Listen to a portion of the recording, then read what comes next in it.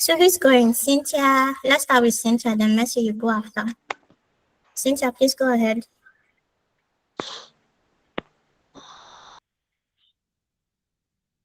Can you hear me now? Yes, yes. All right, my name is Cynthia, and I joined this class to up my game in delivering to my clients. Okay, thank you very much, Cynthia. Where are you joining us from? Okay, I'm currently in Delta State. That's where I'm residing at the moment. But I'm from Enugu State. Okay, thank you for joining, Cynthia. I see someone has posted in the chat. Adekunle from Ibadan. Welcome to the session.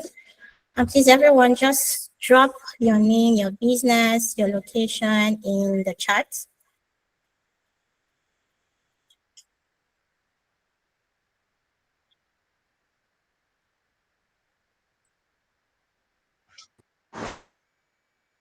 You can also take the mic as well.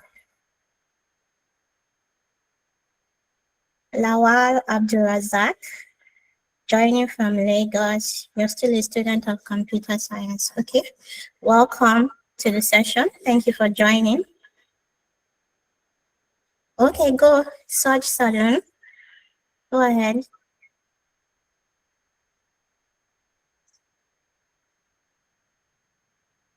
Soj Salon, I think you're on mute. Thank you for joining Afolabi Dare. Thank you, Jumoke from Oshu State. Thank you, Sanusi Rakib, for joining. All right, everyone, it's 4:05, and we will just go ahead and begin the session. So once again, everyone, thank you for joining the session. For everyone has dropped a message in the chat, Abo Angela, welcome to the session. Welcome, welcome. My name is Hope Ukebu Mikil, and I am the programs coordinator at Café Innovate Hub. Our focus here at Café Innovate Hub is helping MSMEs grow through digital tools, through digital skills. So it means that you're not just running a business, but you're running it effectively, efficiently, and intentionally when you join our community. So Café Innovate Hub supports business owners with practical digital knowledge, with the digital tools that they need to improve their business processes, and as well as build systems that can help them grow sustainably. Right now, we are currently running through two programs, exciting programs actually. One is Editing Essentials for Every Business. It's a practical training that is designed to help business owners create content using just their smartphone. So you don't need expensive equipment to show up online and promote your business. We are also running the digital marketing training for online vendors. This is for business owners, especially small business owners that are selling their products and services online. We help them learn how to position their brands, reach the right audience, and turn that visibility into actual sales. So we'll drop the links to register for those programs for those of us interested in participating. Okay, so moving into our session, we'll try to be brief as possible. You already know that the topic is building a sustainable business, and we're going to be going beyond just starting a business and into how to build a business that actually lasts. And trust me, it is going to be a very powerful session. Our guest today, we are really honored to be learning from him. Today we have with us Mr. Seye Olurotimi. He is a business leader, a media entrepreneur, an ecosystem builder that is dedicated to empowering businesses, driving sustainable growth across Africa.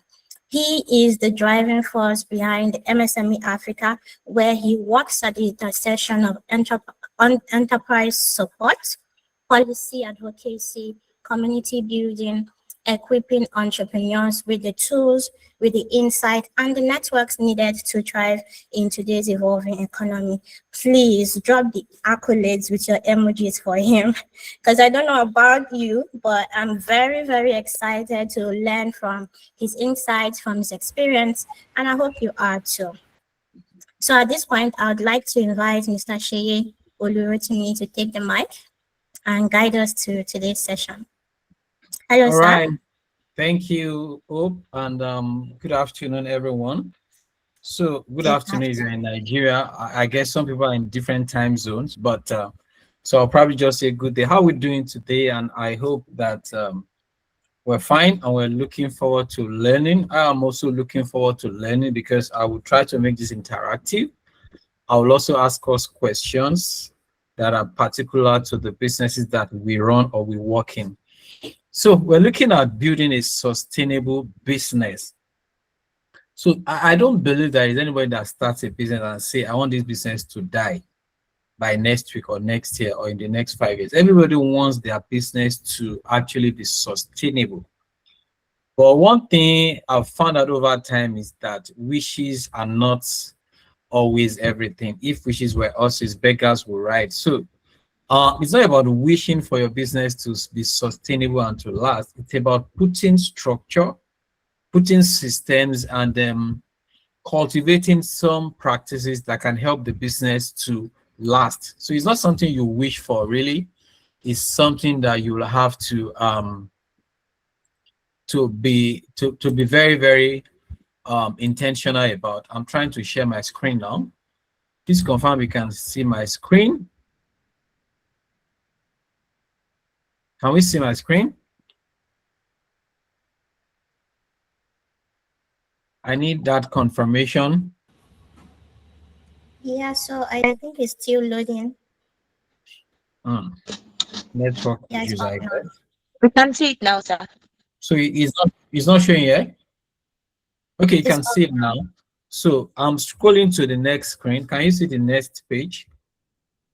Because I know sometimes this is just hangs on the first slide. Can you see the next slide where I have my picture?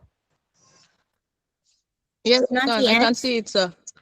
Oh, Okay, great. Okay. Great. Network can be funny sometimes.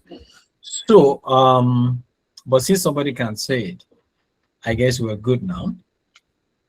So this is basically me. Opa has done the introduction, but basically, if you ask me what I'm most passionate about, is helping businesses to grow and thrive. I love to see a business that I've worked with grow from level 1 to level 10. That's what gives me a lot of joy and a lot of excitement, right?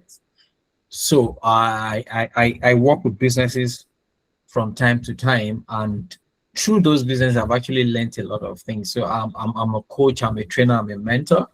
But one of the things I've always also tried to do is to learn from those business owners, right? So now let's talk about starting and building a business, because that is where everything starts from. You cannot talk about building a sustainable business if you're not talking about starting. If you don't start, you don't build, right? So how do you start and build a business? What are the thoughts around it? Can everybody still see my screen? The screen that the slide I have now is about starting and building a business. You can see that, right? I need to be sure that my slides are moving.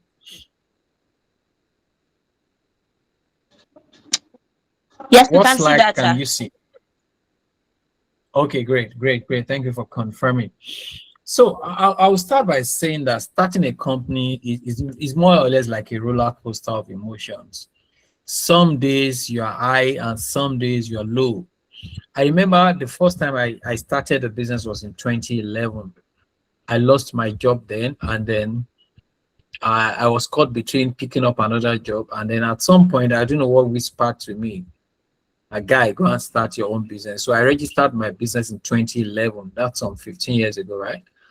And we had some very good days, and then at some point we had some very bad days where there will be nobody asking you to render your service to them, days where you have to keep calling, and when people will say, I'll get back to you. And then 3 years after, I had to go and pick up a job. I left the business. So sometimes it's not giving. Sometimes it's good, sometimes it's bad. And then sometimes you're asking yourself, who sent me on this errand? I could have just sat down and be collecting my salary. I don't know if anybody has been there before. You've actually asked yourself, why did I venture into running this business? Anybody like that? Anyone wants to share their experience starting and running a business and you feel like maybe I should have just been doing some other thing? Anybody who wants to share? Let me see if their hands are raised, because I want to make this interactive. Anyone? You've asked yourself a couple of times, why am I even bothering myself running a business? Because I asked that question in 2014 when I went to pick up a job. But of course, thankfully, in 2017, I found my way back into entrepreneurship, and sincerely, I won't trade it for anything right now. So any of us has had an experience running a business and you felt like maybe occasionally you're asking yourself, who sent me on this? Especially at this time of the month when salaries come. You're asking yourself, I'm going to pay this much salary. Maybe I should have just stayed on my own. Or nobody. So meaning every one of us is balling, right? Our businesses are doing well, and then you are just enjoying yourself. Or you guys are too shy to speak to me. Okay, so let's keep it going. I just thought to make this interactive, but you guys are shy, or you are just decided not to talk to me, okay? But so like I said, it's a roller coaster of emotions. Sometimes you have good days, sometimes you have bad days. But while we're having this session, we want to actually be intentional about starting something that lasts and is sustainable and something that we can all be proud of, okay? That's what we're talking about. I need to stop sharing and share it effectively. So window, building a sustainable business, share. Sometimes Google Meet just becomes impossible for me. Stop presenting. Can you see my screen now? It's not looking like what it was looking like before. Okay, Jumoke can see my screen. Pelumi can see my screen. So, like I was saying, it's a roller coaster of emotion. Being an entrepreneur means that you fully embrace ambiguity and you are comfortable being challenged regularly. I said that when people start a business, you know, what you are running away from as an employee is sometimes you don't want to have a boss, you want to be the boss. But when you become a business owner, you have many bosses, because now all your customers, they become your boss. Sometimes your employees, they become your boss because you are servicing them. You need to pay them salary. Your suppliers, they become your boss. Even your dispatch rider, this becomes your boss. So if you think starting a business is a way to escape having a boss, sometimes it might not work that way, right? So what are we saying? Am I discouraging us from starting a business? No, but I'm saying that it's a lot more than just wanting to ball, right? So let me go on to the next slide. Building a sustainable business.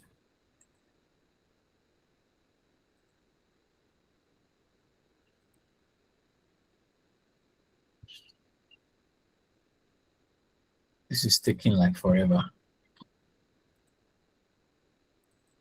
Why am I not moving on to the next screen?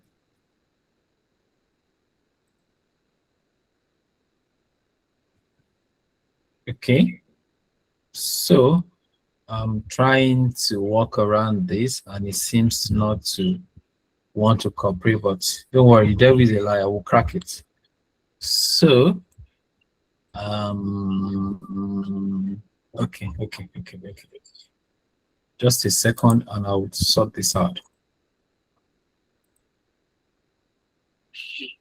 Why do people start business? Maybe that's the next question I want to ask. Why do people start businesses? Sometimes people start business because it looks like the fanciful thing to do. Sometimes It's because of pressure, whether person is running a business. Sometimes it's what the society expects from you to do. So why do people start businesses? So I have a couple of reasons. And sometimes for some people, their creativity doesn't fit the corporate environment. They just can't see themselves doing 9 to 5. Sometimes people lose their job, like I gave my own example. Sometimes it's because you want to change the world. You believe that you have this wonderful idea. If you're able to launch it like this, your world will be transformed. And sometimes income security and financial success, you want to have a lot of the money. You have told yourself, the cyber truck that I want to buy, my salary cannot buy it for me, and I want to also get an apartment in Lekki, so I don't see salary doing that. I want to become a big-time entrepreneur, right? Sometimes it's because of recognition and status. Everybody likes that title, CEO. You know, sometimes it's very funny. You are the CEO, but you're also the social media manager. You are the marketer. You are the dispatch person. And so on your birthday, you post on your social media page, happy birthday to our CEO. And then you go there again, you are the one that will go and like it. You go and say, thank you. You are the one posting, you are the one liking, you are the one using different accounts because you are the CEO, you are everything, but we understand. And the idea is that you grow from there and become bigger and bigger, right? So sometimes too, people start a business because of community and social motivation. The community expects that you have to be a CEO, you must be running your own business. Maybe your family members are saying that, how long are you going to be doing yes sir for somebody? And so they push you there. Okay. And sometimes too, people become entrepreneurs because of the success stories of other entrepreneurs, because they found out that their best friend started a business 2 years ago, a bakery, and now it has 47 employees and is riding a Lamborghini. So they believe that I must also become what? An entrepreneur, which is not bad in itself. So I just had to state some of the reasons why people become entrepreneurs, right? So stats about ideas and innovation. So I have a couple of stats right here on my screen. Please, if you don't see my screen, let me know. If you can see it, let me also know. The slide that I have now is on stats about ideas and innovation. The average person has 6,000 to 6,200 thoughts per day, many of which are ideas or problem-solving thoughts. So in a single day, an average person, you and I, we have about 6,000 thoughts per day, meaning that the thoughts around solving a problem, creating a business is not something that we lack. But only 2% of the people take deliberate action on a creative idea that they have. So if you're a founder in this place, you're running a business, you need to actually clap for yourself because you are doing what 98% of people would not do. Meaning that for every 100 ideas, only 2% get executed. For every 100 people that have an idea, only 2 people actually go ahead to create something with that idea. So if you are a founder, you're running a business, I think we should kill a cow for you because you are doing something exceptionally well, right? 90% of ideas never go beyond the thinking about it stage. They die in notebooks, conversation, or daydreams. A lot of people would come across and they would talk to me and say, I want us to co-found this, I want us to do this, and in my head, you know, in the earlier days, I used to fall for those things. People will say they have an idea, let's have a meeting. We have meetings upon meetings, and then after some time, people start dragging their feet, and they'll have succeeded in wasting my time. So if anybody calls me and say they want to have an idea, they have a collaboration, whatever, I want to know, is this something that you are serious about or not? If not, won't waste. It's not good for both of us to start wasting our time. So 90% of ideas never go beyond the thinking about it stage. They die in notebooks, conversation, or daydreams. Remember, we're still talking about building a sustainable business, but I'm trying to create some background to this. I'm building on something, right? And I believe it's fine. So I still have some stats about business ideas. Over 100 million startups are launched globally each year. And that's about 3 new businesses every second. This is alarming and mind-boggling. So every single second, about 3 businesses are launched globally. Okay? 78% of startups fail within the first 3 years. within the first 3 years, 70 to 80% of startups fail. We are talking sustainability. Okay. And what are the reasons why they fail? Number one, no market need. People just go and create a startup or a product that they like, or that they think that the market will need. So the idea is they don't create a product and start looking for the market that will buy it. Identify a market need and create a product to solve that problem. So 42% of startup failures is attributed to no market need. And then for 29% of them, they failed because they ran out of cash. And then for people that have team problems, so 23% of startups fail because of team problems. And for some, it's poor marketing, and that's like 14%. 14% of startup or businesses would fail in the first 3 years because of poor marketing. Now you can see some of the problems and some of the reasons why businesses don't last. Now, what is the good news? Businesses that validate their ideas early have a 30% higher success rate. So if you validate your ideas early, you have a 30% higher success rate than every other business. If you validate early, right? And then it's also been proven that when you start small and you test fast, it increases your sustainability. Don't go and put all your family savings and all the money you have gathered from everybody to start that business. Start small and test fast. That's what we call the lean startup approach. Don't put everything at a time. Start small, test smart, see what the market is saying before you now put all your money into it, right? And also, businesses that focus on solving a specific local problem tend to survive longer and grow faster. So you want to ask, why do you think Paystack, Piggyvest, and these guys are thriving? It's because they identify a local problem and they solve it. They identify a specific local problem and they solve it. Okay?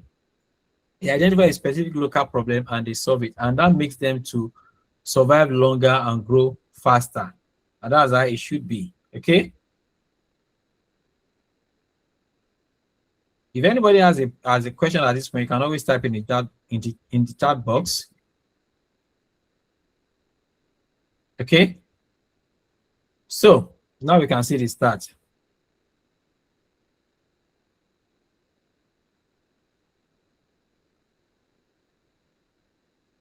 One second, please.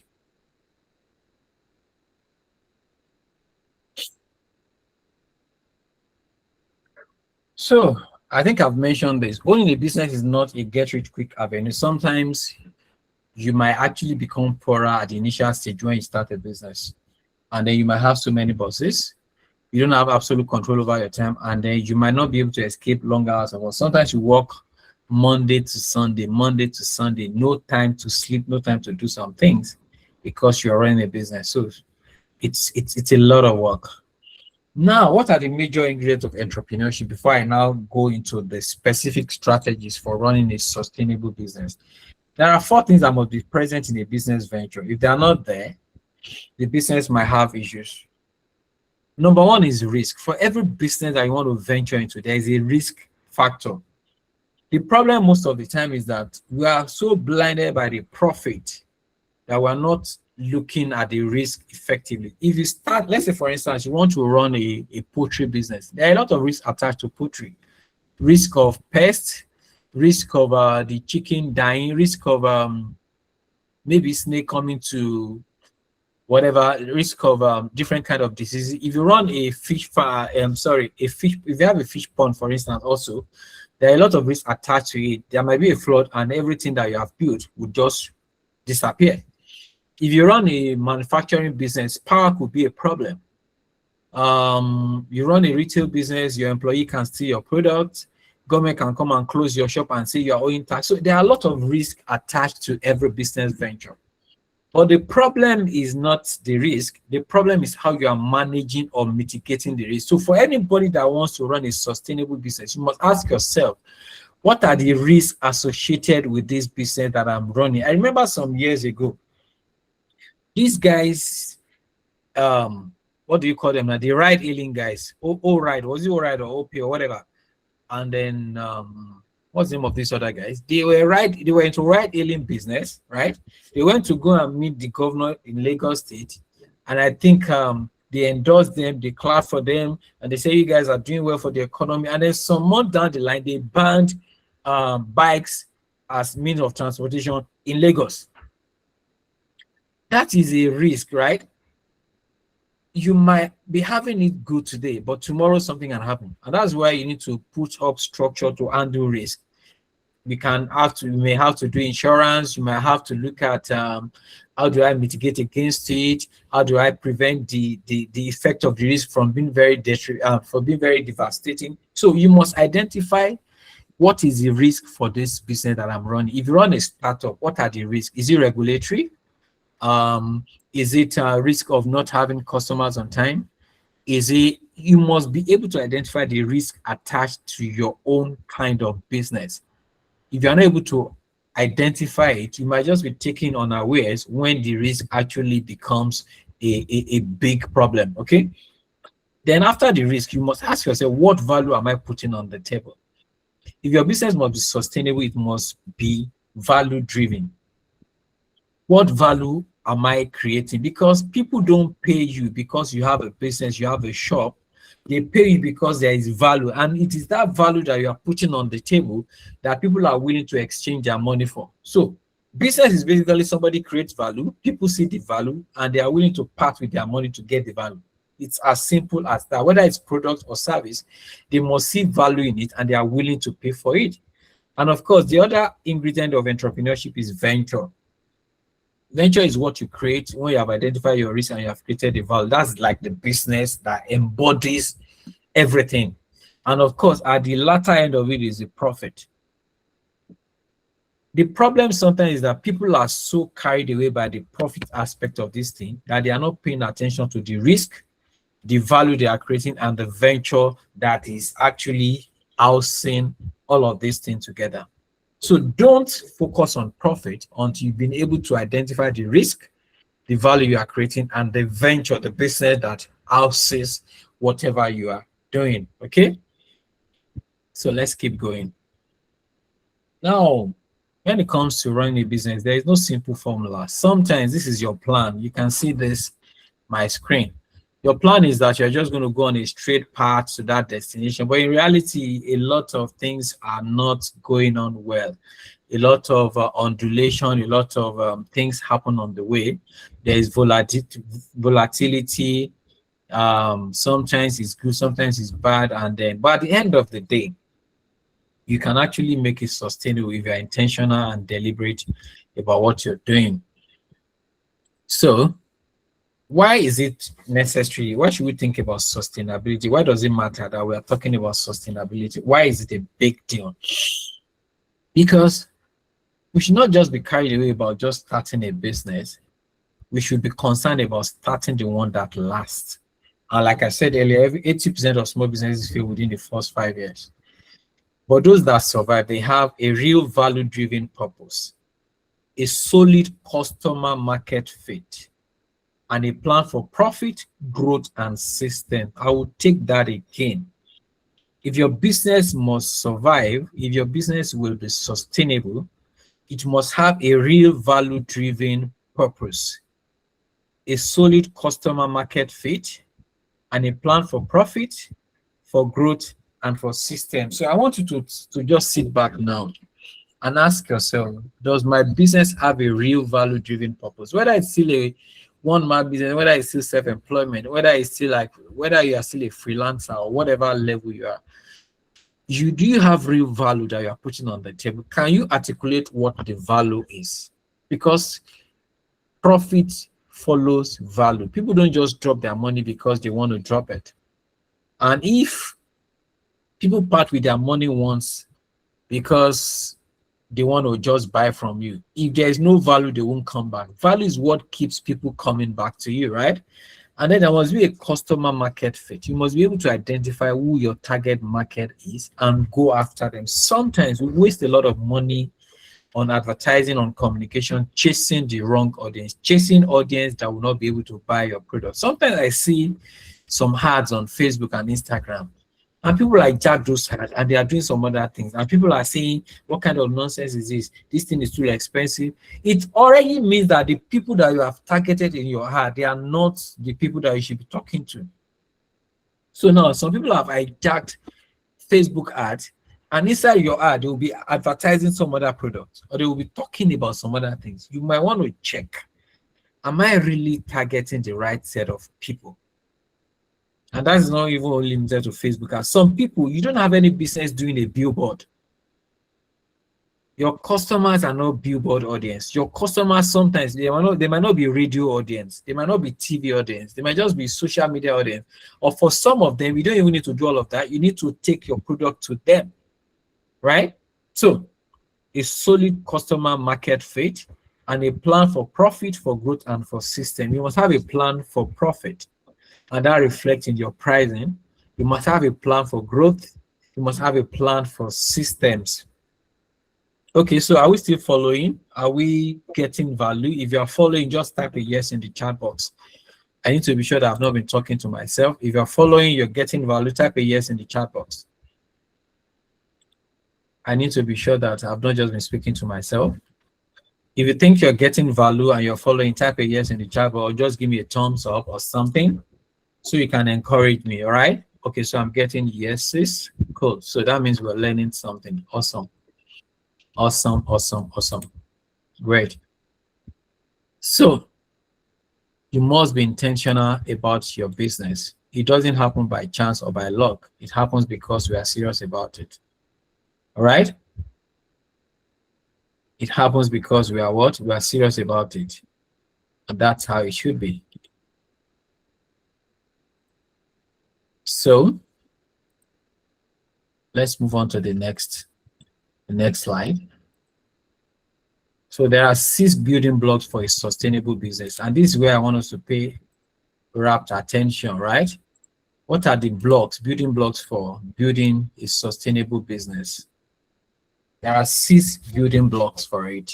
Building blocks, right? So number 1 is clarity of purpose. You must be clear about what your business is set to do. If you're not clear about it, you will do any and everything. You will start dancing because people are dancing on Instagram. You will start going for trade fair because people are going there. You'll be at every place at every time trying to do what you're not meant to do. You would keep changing. You just keep doing whatever that person is doing because it looks like it. So if you really, really, really want to do well and build a sustainable business, you must what? You must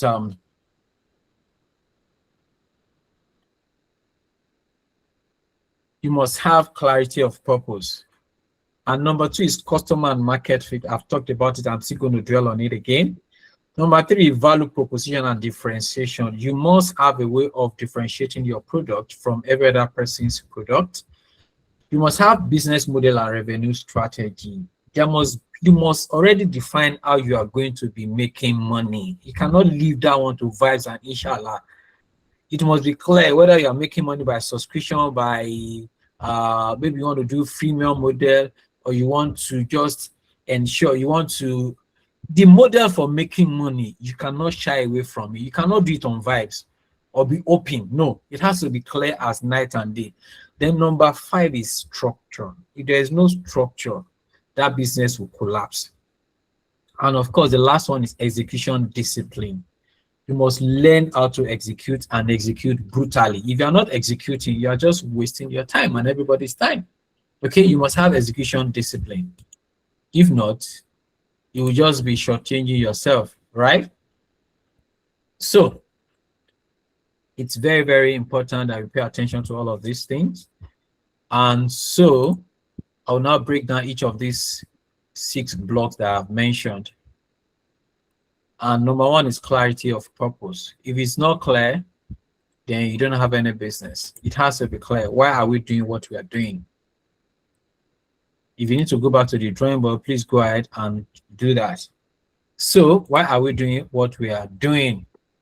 why do you want to start this business? And if you have started, why did you start this business? Please, if you can answer this question in your notepad, please do. What problem are you solving? Who exactly are you helping, right? This is where they say who you help. Who are you helping with this, your business? The clearer your why, the stronger your how will be. If your whys are not clear, then your hows will have K-leg. All right? If your whys are not clear, your hows, they will have K-leg. Why did you start this business? If you have started, what specific problems are you solving? Who exactly are you helping with your business? And the clearer your why, the stronger your how would be. If you are not able to answer these questions effectively, there might be a problem. Now let's look at customer and market fit. Who are your paying customers? Are you able to define them? So one of the major issues that I have with some entrepreneurs, when you ask them, I mean, I speak with some of them, I say, who are you? Who are your targeted? They will say everybody. Everybody can buy my product. What kind of nonsense is that? You can never have everybody as your customers. You must be able to define it. Upward mobile young entrepreneurs, or working class single ladies, or early stage mom in their late 20s and early 30s, or middle-aged people in their 40s. You must be able to identify who your paying customers are. I know sometimes you will have customers in different segments, but there's something we call the bull's eye. Your major customer. There will be some outliers, right? But there are some people that they are your like target. And one thing that also happens is that your audience can grow with you. You can target them when they are upward mobile. When they are young graduates, and then you start creating product for their lifestyle. You can have a product for people that are in university, and then you know that after some times they'll get out of university, and so they will need a particular thing. You also create product, but you must have a good idea of who your paying customers are. And what proof do you have that they need what you are offering? Sometimes you create product because you like it, and then you push it to the market and you are forcing the market to buy it, and they are saying you are totally on your own. I've always given this example. I used to have a boss some years ago who would go to China, and he will call us from China and say, guys, I've seen this product. If I bring it to Nigeria, they will take, everybody will buy it. And he will bring the product to Nigeria because he likes it, because he is a gadget freak. And what will happen is that after 6 months, that product is still in our warehouse. So we had a very big warehouse inside the office. I remember there was a time we were trying to get a loan to buy the building where we're doing that business. And the bankers came and they valued everything. And they said the bulk of our asset is actually tied down in the what's it called, in the warehouse. Product that have been bought many years ago that people are not buying. And those guys are saying that they don't believe in those things, and they weren't going to give us the loan to buy that building because you just tie down your product, you tie down your capital in the name of product that you love that the market does not love. So what do you have any proof that they need what you are offering? How do you validate that? You do market research, you do surveys and interviews, you test your offers and pre-order. That's why we ask you, do you have an MVP? Have you done your product market fit? Before you launch a startup or scale, you want to do some early findings and be sure that these things make sense. We cannot run things on vibes, right? It doesn't work. The next one is value proposition and differentiation. What makes your solution unique or better? So everybody is saying that I'm doing Uber for delivery, or I'm doing this one. They will tell you that whatever product they are doing is a version of Uber, or is a version of Jumia in a particular sector. Everybody now wants to do fintech. And I'm asking myself, I'm not saying don't do fintech, but is there anything that is different from what the other fintechs have to offer? Right? If it's just a copy and paste, there's a problem. Because now you'll be forced to compete with people who have been in the market, who are established, and you are not offering anything different. For instance, look at the case of InDrive. InDrive came into the market to say you can actually negotiate the price with your driver. And that was a unique value proposition that they brought to the market. So what is unique about your business? And then one thing about unique value proposition is that it doesn't always stay unique all of the time. I remember when, for some of you who are Gen Z, you don't know this story. So Cowbell came into the Nigerian market with a unique proposition, and that unique value proposition was that USP, unique selling proposition. At the time when Cowbell was coming to the Nigerian market, we didn't have milk in sachet, right? They were the first brand to introduce milk in small sachet that we have today. Milk used to be in those big tins and in big what do you call it? But these guys said that in the market already we had Peak, we had some other brand. We need to come into the Nigerian market with something that is unique. And so they started producing milk in small sachet, meaning that every household can have milk in their house, no matter how rich or poor you are. And that's what those guys did. And they flooded the market.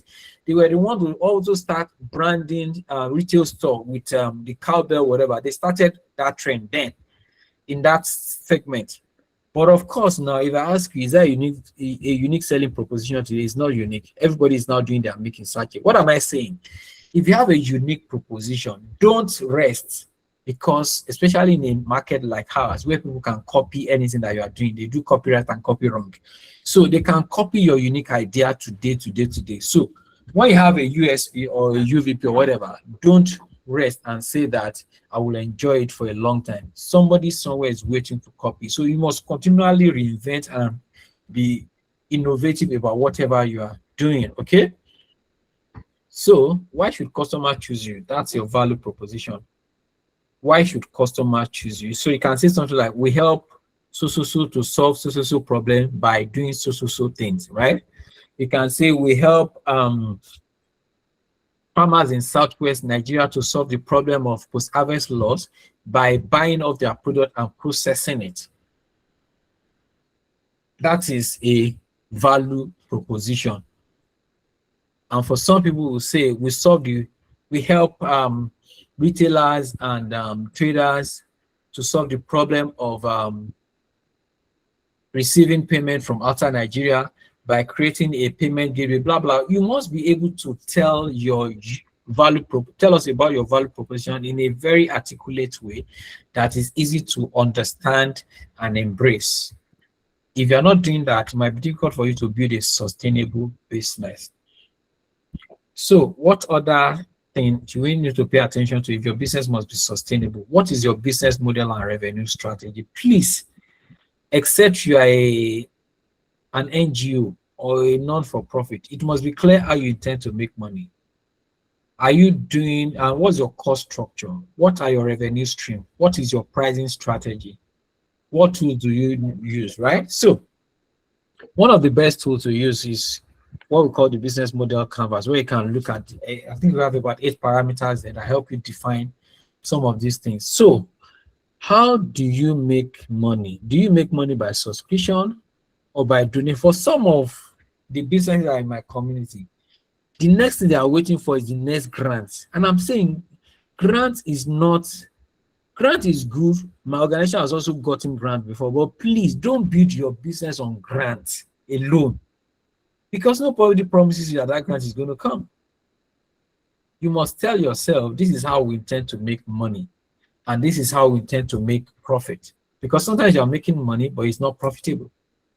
So your pricing strategy has to be top-notch. If you are not able to solve it, get a finance person to tell you how to price your product. Because some people will buy a product from the market, from the manufacturer for 20 naira, and they sell it for 25 naira, and they say, I've made 5 naira profit. No, because now you need to think about the cost of rent, cost of paying salary, your cost of transportation, your tax, and the other costs that you are not factoring into it.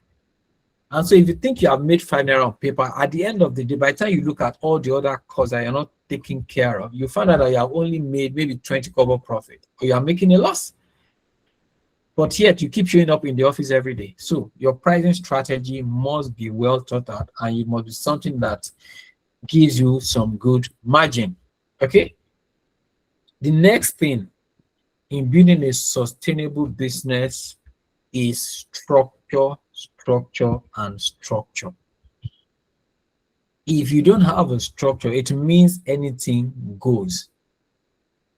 And the first place to start structure is to register your business. Please, whether you are registering as a business, then you are registering as a limited liability company, your business should be registered. It is different from you. It does not make sense that somebody wants to do business with you and say, can you send your candidate? You are saying, please send to Abiodun Ajale Koko. Send it to my OP account. You are not proving to anybody that you are serious if you do that. If you are running a business, then I should pay into a business account, not into a personal account. Okay? Separate personal and business finances. Very important. Set up system for accounting, customer service, your operation, and what have you. So I'm breaking structure down. Structure actually comprises of three things. So if you really want to have good structure in your business, you must think about the people, the system, and the processes that will run your business. Who are the people?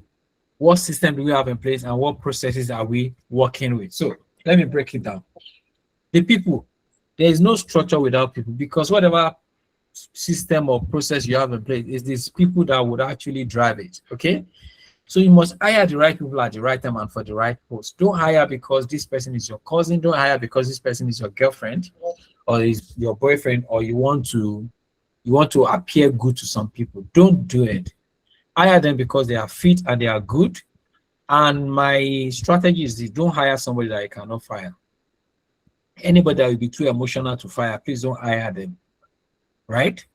Put in place an effective system of talent acquisition, management, engagement, and performance management.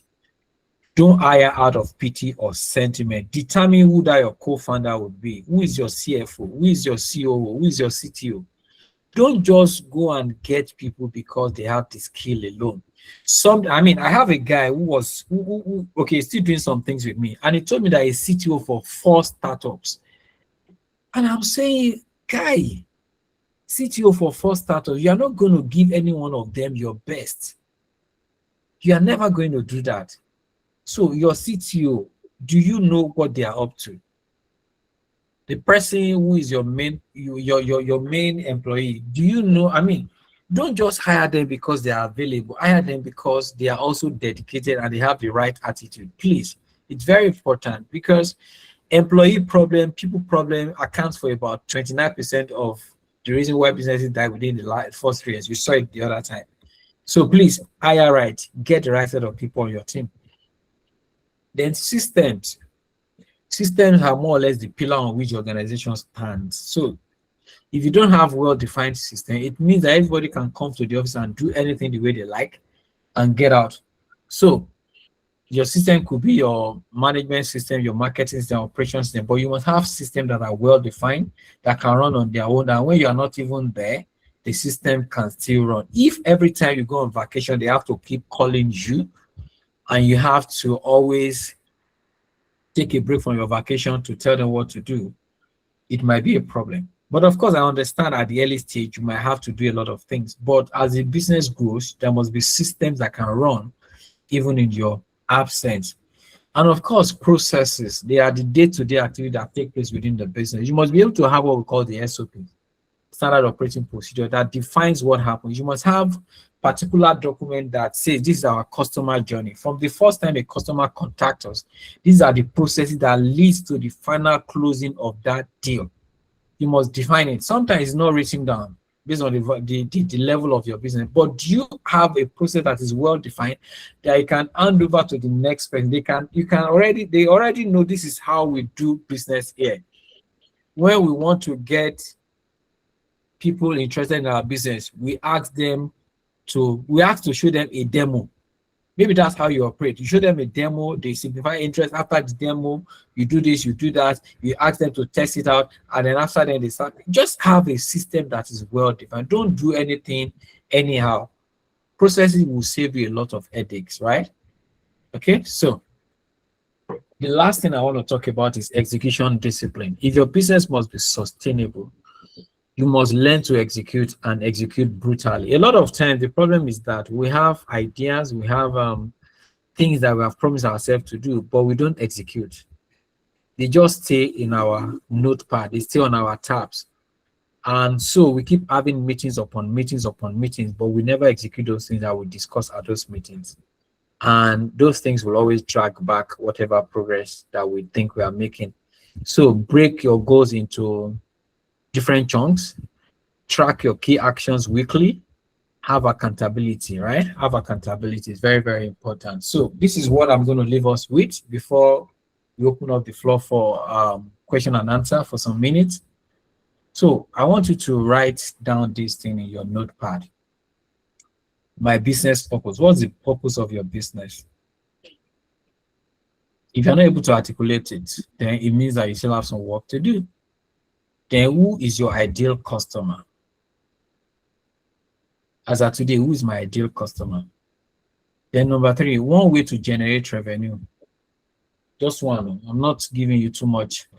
Then the next one system or tool to put in place. Then what's your SMART goal for the next 30 days with regards to this business? This is your business mini action plan, right? And it doesn't matter whether your business is still in idea stage or you're already running it, but this just helps you to be able to act. Because if really we want to run a sustainable business, we have to be intentional.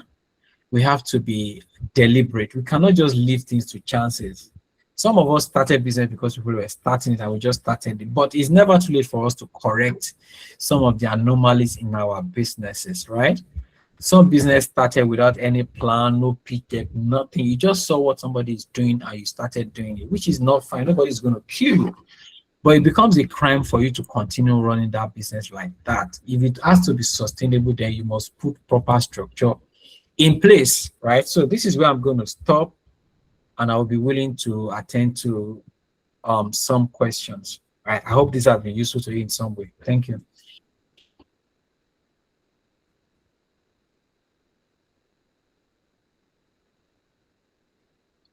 Hope, are you there? Yes, I'm here. Thank you so much, sir. Thank you for the very detailed and really helpful and insightful description of how to build a sustainable business. Thank you very much. For everyone, we are opening up the floor for questions. So if you have any questions, there are 2 ways to ask your question. You can raise your hand to take the mic and ask directly, or you can drop your questions in the chat and I'll read it out. Remember that this is your opportunity to get clarity, so please take advantage of it. Who's ready to go?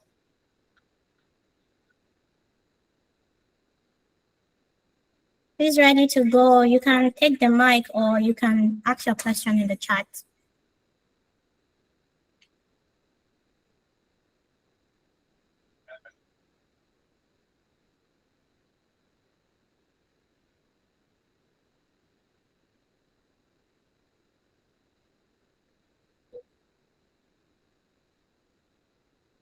Okay, so while we're waiting for anyone who might have questions to drop their question in the chat, I wanted to ask you this question, Mr. Seye. What is one mistake that you've seen business owners make that actually affects the sustainability the most?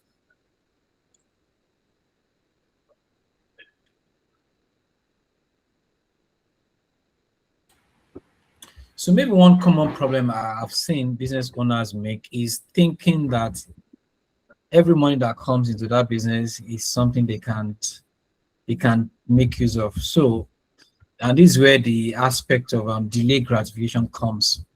Sometimes you see money in the business and then you think that's time to flex. I remember I had some friends, of course, they were senior friends. They started a business, this should be like around 2008 thereabout. Like I said, they were senior friends. I was working at advertising agencies then. So they started their own brand activation agencies.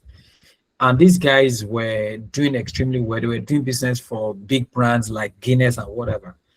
And you know what happened? One day, one single day, there were 3 founders. They went to go and buy the same brand of car, one top-end car that they went to go and buy. 3 of them bought the same car one day.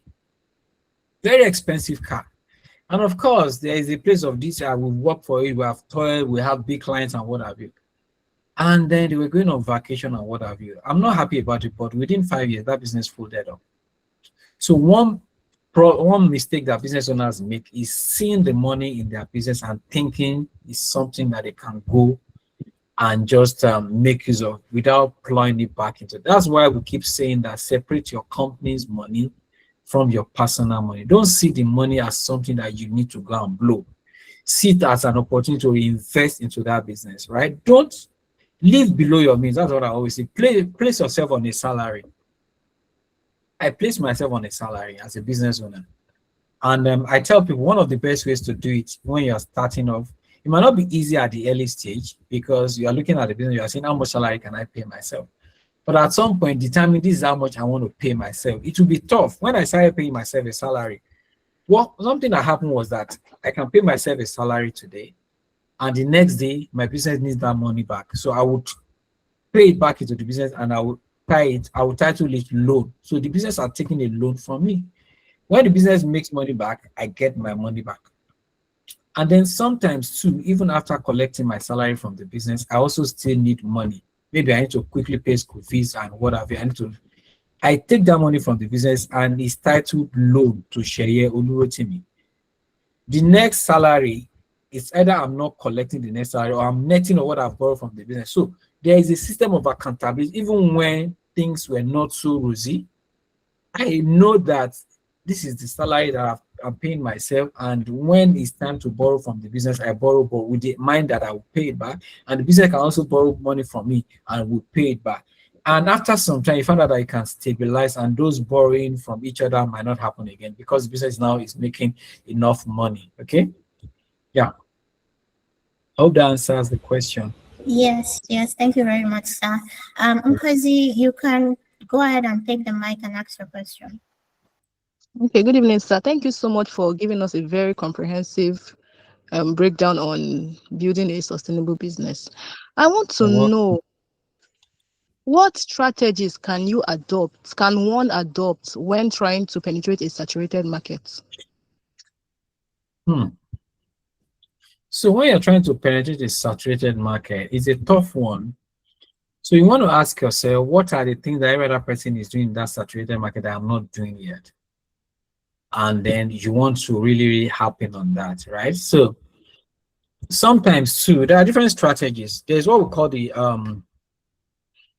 market penetration strategy, where you are just entering that market by pricing. But let me sound a caveat.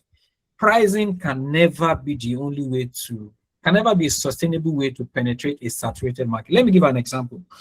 When Big Cola came into the Nigerian market, it was saturated with Coca-Cola, Pepsi, and some other brands.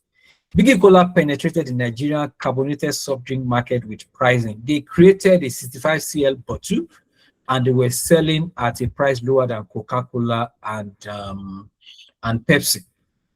It was a very saturated market where we have big players, but they were able to penetrate that market, and everybody was buying Big Cola. But of course, that was not sustained for too long. So sometimes you can penetrate a saturated market with low pricing. But please, when you penetrate that market with pricing, have a backup plan to sustain your presence in the market. If not, those guys will kill you. They can also beat down their prices, and they have the large number. If they beat down their prices, you're also forced to beat down your price again. They beat it again, you beat it down again. And at the end of the day, you're not making profit. So you can penetrate with pricing, but that should not be the only way. That can help you get the attention of the market, but you must now look at what exactly is this thing that I can add that every other person is not adding to it. Can I even create a niche inside the penetrated market? The market is very, but can I cater to a particular segment of the market, right? So those are probably some methods of getting into a saturated market. Just create an attention for yourself. Big Cola got that attention because of the size of their bottle and their price. Do something that will create some attention and shift focus towards you, and then have a strategy for keeping that focus and that attention. Okay, thank you so much, sir. You're welcome. Okay, thank you so much. So we have some questions in the chat. There's one from Pelumi Akinwele that says, are there any materials to help founders plan fundraising? My startup is active and we have early traction. We've also been able to get real life feedback and validated our value proposition. Sincerely, if there's anything we enjoy in this dispensation or generation, is the fact that there are a lot of materials online. Even if you type into ChatGPT, say, I need materials, I need document, I need you to help me with a plan for fundraising, ChatGPT will get to something, Claude will get to. There are resources online on fundraising. And then you can also look at some of these VCs, right? They also have resources on how you can raise funds. Look for VCs, or better still, look at people who have raised funds successfully and get to talk to them, maybe to mentor you, maybe to help you. I think the best way to do it is to look at somebody who has achieved what you are trying to achieve. So there are a lot of founders who have raised funds. So you want to talk to them, right? Or you also can get into community of entrepreneurs, community of startup founders, where people can share ideas on how they raise funds, how to raise. So they can even give you links on VCs that you can raise money from, or angel investors network that you can benefit from. Yeah. I think there's another. Thank you very much. Yes, go ahead, sir. Somebody says, thank you for the class. My question is for someone who has tried few business and it failed and took a break. Now I have an idea of another business, and the business already has a market, but you don't seem to know how to go about it. Like how to start a business from logistic structure and startup. What do you advise the person to do? Okay, so in that case, go and take a course on entrepreneurship. Go to Faith Foundation, go to EDC or whatever. And then when I say that, I'm sure somebody is saying, where's the money? There are a lot of, even Faith Foundation does some free courses. Sometimes and then you can come to, I run MSME Africa, come to our website, you see a lot of opportunities for accelerators and incubators. Accelerators are programs that help you to accelerate your business, like name suggests. Incubators provide you with resources. So sometimes you need those accelerators to learn how to run a business well before you even venture into it. I tell people that the fact that you have been a doctor for 20 years does not mean that if you start a hospital today, you will succeed. Because apart from the skills of how to do surgery and consult for patients, you now need to learn how to manage people, manage money, structure the business, handle logistics, handle suppliers, handle vendors. So you need to learn. There's what we call entrepreneurship education. You might need to go and get some education from an accelerator, from some sort of program, because that helps you to actually get grounded about running a business. Some people just have technical skill and they branch out and they go and start a business. You'll have that technical skill, you can create a product, but do you know how to manage people? Do you know how to manage resources? Do you know how to attract funding? Those are the skills that you will learn if you get into some of those programs. Okay, that's what I would say. For favor, Pelumi says, I'm a software engineer and I have an internship person as a co-founder. I've been founding myself, but can't continue as I've been job hunting since February. Personal funds now need to stay personal, and at the same time, business needs funds. I know what you're talking about. So it depends on what stage you are right now. Pelumi, do you have an MVP already? Do you want to talk to some angel investors? I'm careful to say angel investors, not VC. You know, there's some bit of dichotomy between them. So if you have an uncle that believes in you, you have some guy who has some money and they can see your MVP, they see it makes sense. Maybe they could help you, right? Okay, you have an MVP, then you want to push it out. Or you want to enter into an hackathon and see, you might just get into an hackathon and you find out that you are the prize winner, you win 2 million, 5 million, what have you. So I understand when, okay, you started proposing sales. That's good. That's good. But of course, let people know that this can work. You know what people invest in? They don't invest in your business. They invest in the ability of your business to scale and to give them returns. I mean, also, I invested in a particular safe, up to 2 years ago. And when the guy told me that we have some investors now who are planning to invest, and then by reason of the valuation the business had when I was investing is now ×5. I look at it, I'm like, God, this is serious. So, it's like proposing it to your close friend. That's good. So just propose to your close friends who have money, not the ones that are broke, obviously. You just be amazed at how much you can raise from that, so that you don't keep using personal fund that you're getting frustrated. One of the worst things that can happen to a founder is to get frustrated. You will not be able to think right. So you need to share your burden with people who will come in as early investors, right? Of course, they also know that when the business succeeds, they are making a good kill, because this is safe. They can actually have serious appreciation of their fund if the business succeeds. So they need to trust you. They need to see the viability of your product, and they also need to be sure that you can scale, because what they are investing in is your ability to scale and reach more people and make more money for them. That's very important, Pelumi. Okay, is that all the question? Yeah, so far in the chats, that's all the question. Does anybody else have a question? You have the opportunity to ask now. You can either take the mic or ask in the chat.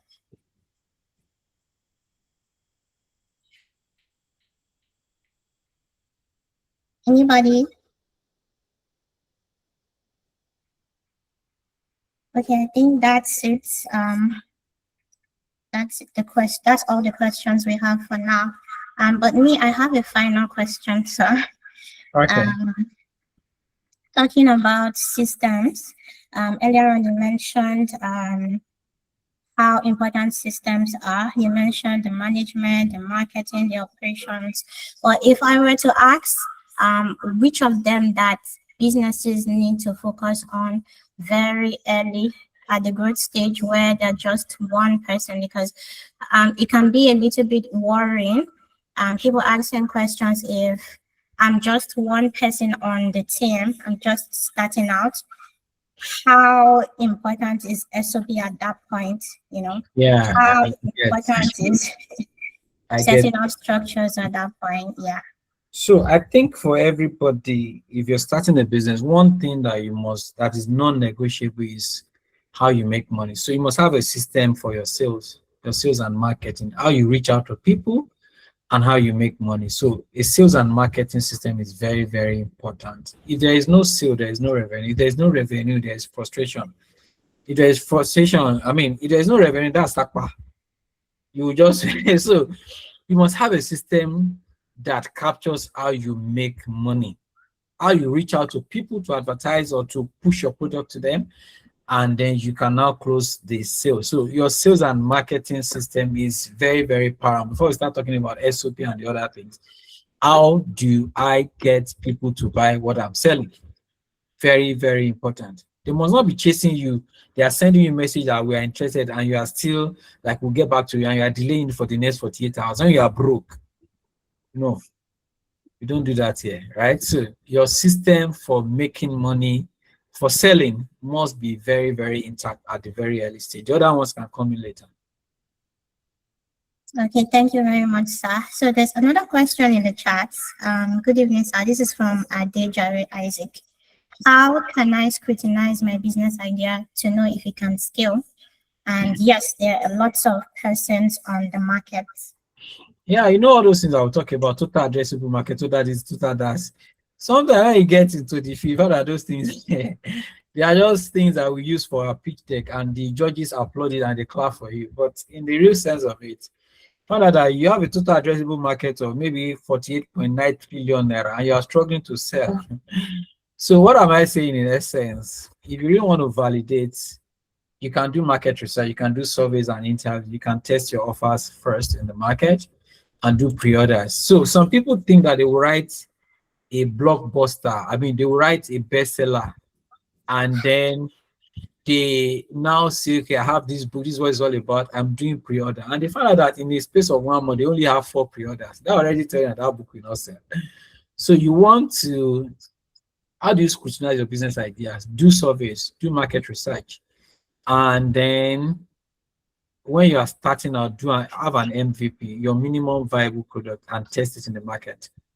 Find out if your MVP makes sense. Are people willing to pay for it before you now launch full scale, right? So that's what I would say to Adejare Isaac. Okay, thank you so much, sir, for that very interesting answer and the answers to the other questions that we've asked. Thank you for being a part of today's session. And thank you to everyone who has joined. Please, a very big thank you to Mr. Seye for sharing such valuable insight. I'm hoping that we can all put our thank yous in the chats, drop emojis thanking our speaker today for such an insightful session. Okay, so my hope is that we are all leaving this session with something very practical. I know that I'm leaving with a lot of things from this session, and I hope that you are. And I hope that you don't just leave it in your notes, but you also implement it in your businesses right away. So thank you so much again, Mr. Seye. For everyone on the call, if you would like to stay connected, Mr. Seye, is it possible to share a way that they can connect with you, probably your LinkedIn or something? I'm Seye Olurotimi everywhere. Search on LinkedIn, Seye Olurotimi, Facebook, Instagram, everywhere. I don't have. So you can also send me a mail, seyeolurotimi@gmail.com. That's it. All right. Thank you very much, sir. We will also be getting the slides from the session. For free. All right, thank you so much. So for everyone, if you would like to stay connected with us at Café Innovate Hub, we are dropping the link to the community group in the chat, so take advantage of the link. Also, we shared earlier on some of the links to our current trainings so that you can participate. Yeah, and so thank you. Also, this session recording will also be shared with everyone after now. So thank you again for joining us. Mr. Seye's email is also in the chat, so please take advantage of that for any questions that you may have after this session. All right, thank you everyone for joining. Let's keep building smart and sustainably. Have a very good evening. Bye, everyone. It'll be nice to hear our voices. Bye. Bye. Bye. Bye. Bye bye bye. Okay.